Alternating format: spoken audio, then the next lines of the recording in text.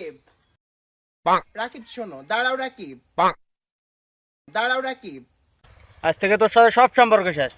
আর তুই যদি এই সম্পর্ক টিকে রাখতে চাস তাহলে আমাকে টাকা দেওয়া লাগবে। আমি টাকা ছাড়া তোকে আর ভালোবাসতে পারবো না। দাঁড়াও, আমাকে বলো কয় টাকা লাগবে তোমার? ওই পাশের বাড়ির দোকানে 500 টাকা বাইকে হয়ে গেছে বিড়ি খাইতে খাইতে। কয় টাকা নিবে তুমি বলো, কয় টাকা দিব?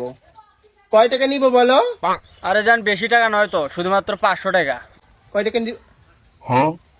মাত্র 500 টাকা চাও তুমি আমার কাছে?